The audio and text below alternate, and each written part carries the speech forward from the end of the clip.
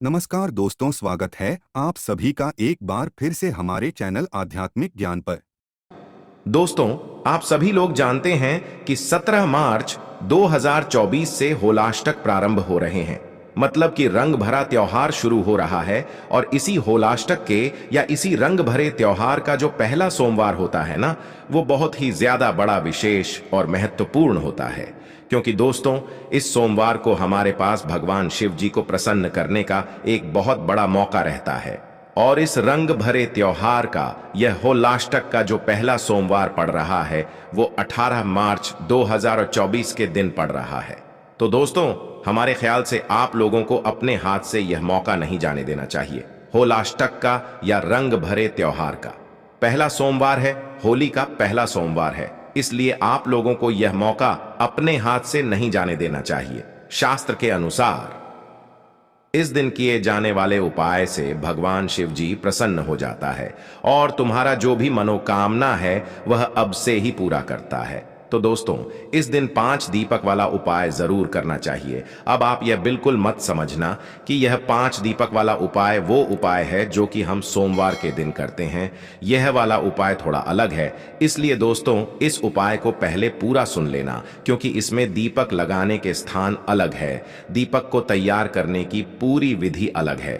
तो इसीलिए आप लोग इस उपाय को थोड़ा अलग तरीके से समझ लीजिएगा, उसके बाद उपाय को कीजिएगा।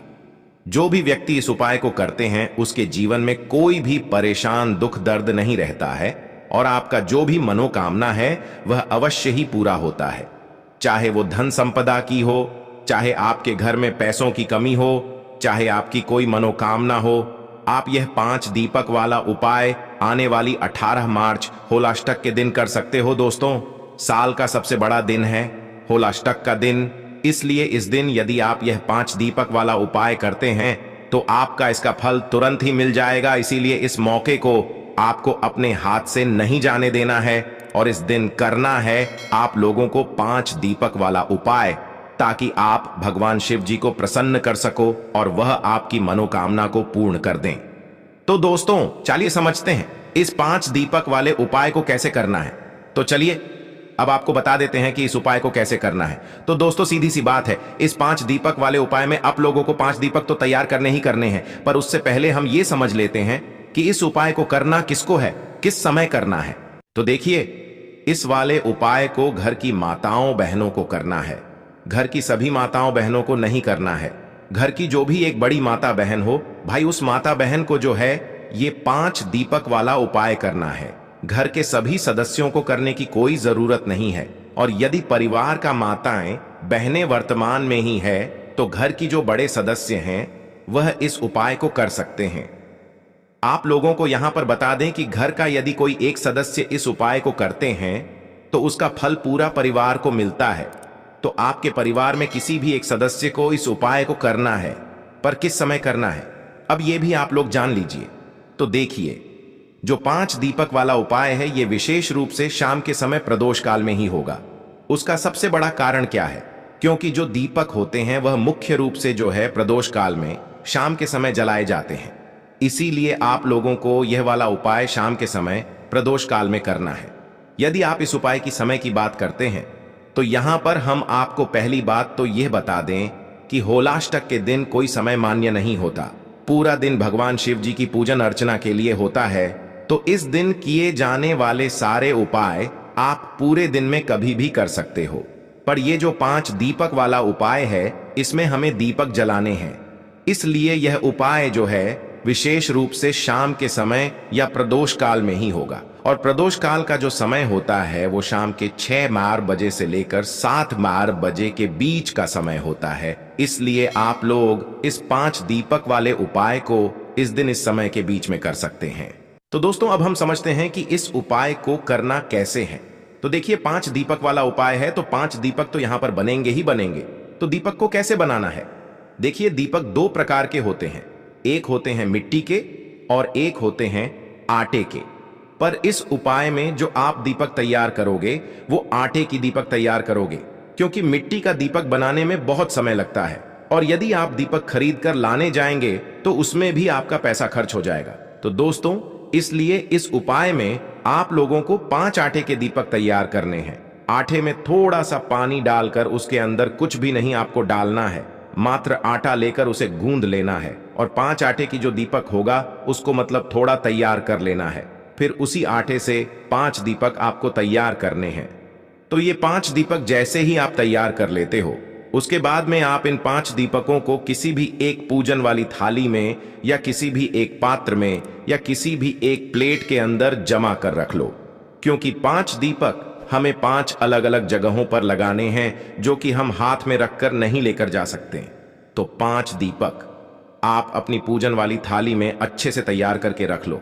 जैसे ही आप अपने 5 दीपकों को तैयार कर लेते हो, पूजन वाली थाली में रख लेते हो, अब इन्हें तैयार करने की बारी आती है कि इसके अंदर हम कौन सी बत्ती रखेंगे, इसके अंदर हम डालेंगे क्या चीज, वो सुन लो।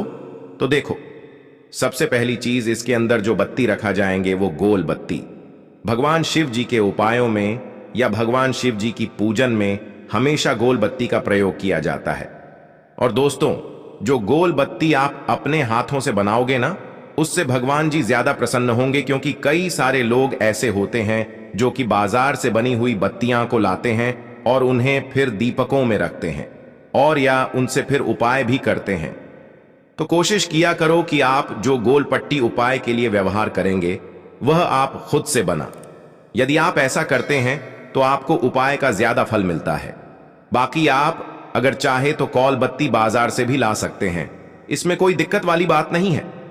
तो दोस्तों, जैसे ही आपकी 5 गोल बत्तियां बनकर तैयार हो जाती है तो इन 5 दीपकों के अंदर एक एक बत्ती यहां पर आप लोग रख दो। रखने के बाद इसके अंदर आप लोग क्या क्या चीज डालोगे, तो देखो, इसके अंदर सिर्फ और सिर्फ विशेष रूप से इस दिन आप लोग शुद्ध देसी गाय का घी डालोगे। यहां पर कोशिश करना कि शुद्ध देसी गाय का घी आप लोग डालो। ये थोड़ा महंगा मिलेगा, पर इस उपाय का आपको फल भी बहुत बड़ा मिलेगा, है ना। तो इसीलिए शुद्ध देसी गाय का घी जरूर डालना। जब भी आप इस उपाय के लिए घी लेंगे तो आप एक बार जरूर चेक करके देख लेना कि इसमें कोई मिलावटी तो नहीं है। तो दोस्तों, जैसे ही आपका शुद्ध देसी गाय का घी आपके पास आ जाता है, अब इसके बाद में आप शाम के समय प्रदोष काल से लेकर रात्रि के समय तक जब भी आप उपाय कर रहे हो, शाम के समय थोड़ी शुद्धता का ध्यान रखिएगा। आप लोग हाथ मुंह धोकर मतलब ये उपाय को कर सकते हैं, क्योंकि शाम के समय आप लोग नहाना ज्यादा जरूरी नहीं है। सुबह जरूर आप लोग अच्छे से स्नान कीजिएगा और नया वस्त्र धारण कीजिएगा। फिर शाम के समय आप हाथ मुंह धोकर जो है इस उपाय की तैयारी को शुरू कर देना, और थोड़ा समय पहले ही करना, क्योंकि इस तैयारी को करने में आपको लगभग आधा घंटा लग जाएगा। उपाय की तैयारी जैसे ही आप लोगों की हो जाती है तो आपको कुछ बातों का ध्यान यहां पर रखना है। ये जो 5 दीपक आपने तैयार किए हैं, ये दीपक जहां जहां पर भी आप लोग रखने वाले हो, वहां वहां पर आप लोग या तो कुछ चावल के दाने रखना या कुछ फूल की पंखुड़ियां रखना है। तो आप अलग से इन चीजों को लेकर जाइए। जहां जहां दीपक रखो वहां वहां पहले थोड़े से चावल के दाने या तो फूल की पंखुड़ी रखना, फिर उसके ऊपर ये दीपक रखना। इसके बाद में दोस्तों, जो इन 5 दीपक को आप लोग घर से जलाकर नहीं लेकर जाओगे, ये जहां पर रखा आएंगे वहां वहां पर जाकर ही आप लोग जो है अब अपने इन 5 दीपक को जलाओ ग। और इन दीपक को जलाने के लिए जो माचिस आप लोग लेकर जाओगे वो अपनी ही लेकर जाओगे, किसी और की माचिस अगर आपने ले ली इस उपाय को करने में, तो इस उपाय का फल उस व्यक्ति को भी मिल जाएगा जिस व्यक्ति की आप लोग माचिस ले रहे हो। तो अपने घर से अपनी ही माचिस लेकर जाना विशेष रूप से, ठीक है। तो दोस्तों, अब हमारे 5 दीपक भी तैयार हैं और अब हम इस उपाय को करने के लिए भी तैयार हैं। तो आप शाम के समय प्रदोष काल में आप अपने घर से निकलिए। अब देखिए, 5 दीपक है, 5 अलग अलग जगहों पर रखा आएंगे, जिसमें से जो सबसे पहला दीपक सबसे पहले स्थान पर जहां पर आप लोगों को जाना है वो है दोस्तों भगवान शिव जी का मंदिर। मंदिर पहुंचने के बाद पहले वाले दीपक को भगवान शिव जी के मंदिर के अंदर नहीं रखना है, भगवान शिव जी के मंदिर की चौखट पर रखना है। तो आपको सबसे पहला दीपक लेकर 5 दीपक लेकर एक साथ ही जाना है, पर जो उसमें से पहला दीपक जो जलेगा वो भगवान शिव जी की चौखट पर जलेगा। तो आप लोग क्या करना है, अपने घर के पास में जो भी शिव मंदिर हो वहां पर पहुंचना है, वहां पर बैठना है और बैठने के बाद अपना वह पहले नंबर का दीपक जलाना है। दीपक जलाकर आप लोगों को क्या करना है, इस दीपक को आपको विशेष रूप से भगवान शिव जी की चौखट पर रखना है।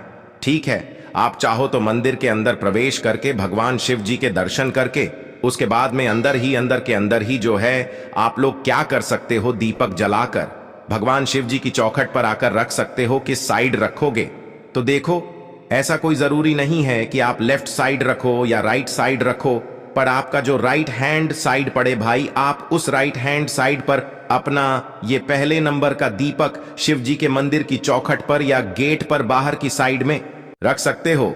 और दीपक को रखते समय आप अपनी वह मनोकामना बोलना जिस मनोकामना के लिए आप लोग अपना या 5 दीपक वाला उपाय कर रहे हो। उसके बाद में दोस्तों, अब दूसरे नंबर के दीपक को जलाने के लिए आप लोग कहां पर जाओगे? दूसरे नंबर को दीपक जलाने के लिए आप लोग जाना बेलपत्र के पेड़ के नीचे, उस शिव मंदिर के पास में जो भी बेलपत्र का पेड़ हो वहां पर पहुंचना।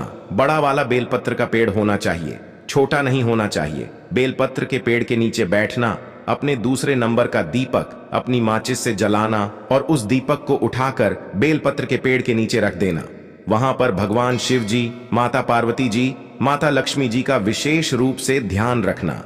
अगर आप लोग इस उपाय को धन प्राप्ति के लिए कर रहे हो या माता लक्ष्मी जी को प्रसन्न करने के लिए कर रहे हो, तो दूसरे नंबर का दीपक बेलपत्र के पेड़ के नीचे रखने के बाद तीसरे नंबर का जो दीपक होगा ये आप लोग लेकर जाओगे आंवले के पेड़ के नीचे। आंवले का पेड़ जो भी उस बेलपत्री के पेड़ के पास हो या आपके घर के आसपास जो भी आंवले का पेड़ हो, वहां पर आप लोगों को लेकर जाना है तीसरे नंबर का दीपक, और वहां पर बैठकर तीसरे नंबर का दीपक अपनी माचिस से जलाकर उस आंवले के पेड़ के नीचे रख देना है और भगवान से प्रार्थना कर लेना है, धूप देकर वहां से उठ जाना है। अब दोस्तों, आप लोग ये सवाल मत करना आंवले का पेड़ ना हो तो क्या करें। यहां पर आंवले का पेड़ होना जरूरी है। आपके घर से थोड़ा सा दूर हो तो भाई गाड़ी से चले जाना, कैसे भी चले जाना, पर जो है आंवले के पेड़ के नीचे आप तीसरे नंबर का दीपक जलाकर आना है।